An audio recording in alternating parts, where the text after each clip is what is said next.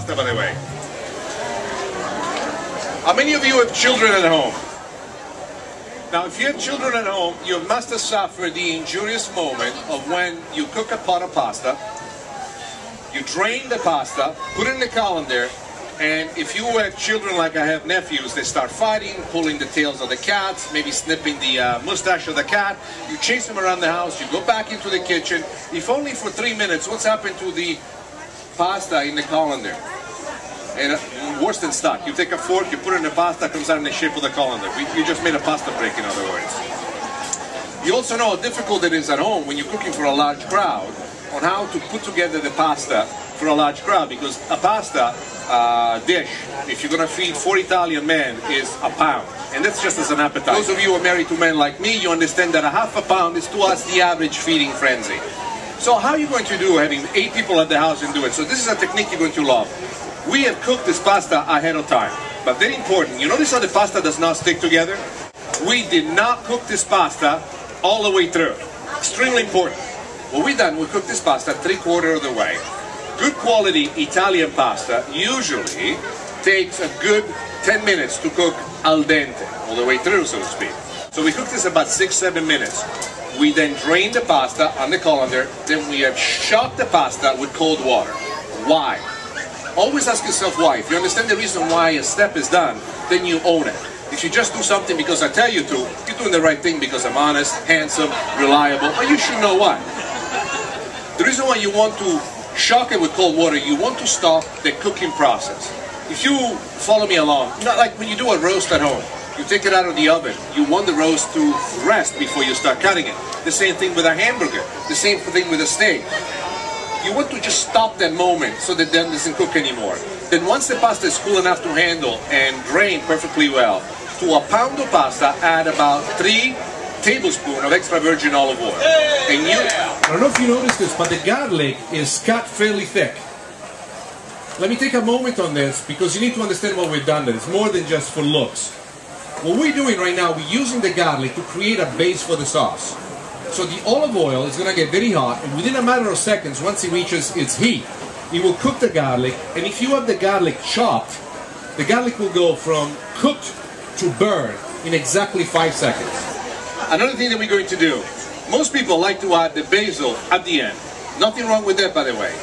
I'm of the opinion that you need to add some of the basil at the very beginning, and those in the front row will get this point, because as you add it, the basil fries, there's a lot of water, brings down the temperature, and it releases its natural oils, its natural juices straight into the base. At this point, we add the tomatoes, and what we have here is cherry tomatoes. Especially at this time of the year, especially in this part of the country, if you find wonderful cherry tomatoes, they are fantastic. These are very sweet. What we're going to do now, we have a mixture in here with paprika, onion powder, salt, and believe it or not, sugar. But, I mean, we're talking a few pinches of sugar. What that's going to do is it connects with the tomatoes and everything underneath, the sugar is going to bring out this wonderful sweetness. As this is starting to cook nice and well, we put some finely chopped white onions that we want to have, and we're going to bring this to a nice boil. Let's let this cook for a while. Do you know what this is? This is pasta water. Pasta water is an essential ingredient in Italian cooking. Let me explain this for a moment while the sauce is cooking. Most people think, well, you add water, you water down the flavor.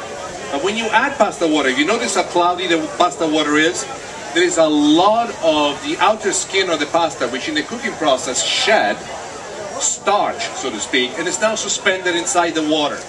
Starch has a wonderful characteristic, and the characteristic that makes starch extremely interesting is that not only it thickens whatever it is that you add it to, but even the process of adding it to, it absorbs the taste and the flavor of whatever is the base that you're adding it to. So if you want to give more body, if you want to give more liquid to something without stealing the flavor away from it, pasta water is a fantastic ingredient. So we're going to add a little bit of this, make it happen.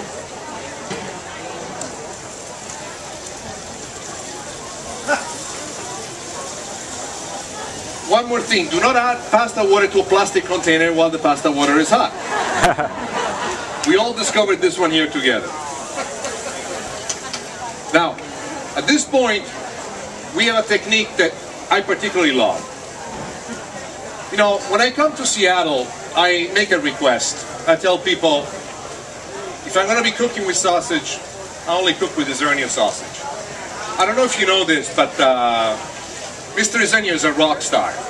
He has long hair, he talks with an English accent, he drives a Rolls Royce, he's a character. If I see him in the crowd, I'll point him out to you. He looks like me with an accent. When we're done, we brown some of the sausage. We kept it fairly big, almost like meatballs. You can use sweet sausage, spicy sausage, whatever you like. And at this point, you want to add it on to flavor this. Word of advice. At this point, if you wanted to, you could just use this by itself as a meal. Thicken up the sauce by bringing it to a boil, reduce it for another 4 or 5 minutes on high heat.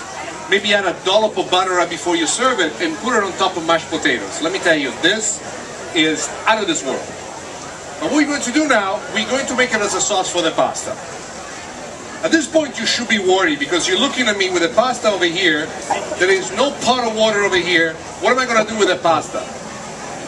I want to point out to you how much liquid we have in the pan. I'm going to take the pasta, I'm going to add the pasta into the pan. The pasta needs to finish cooking, and it will finish cooking inside the sauce. And let me cover this point of information because it's quite important.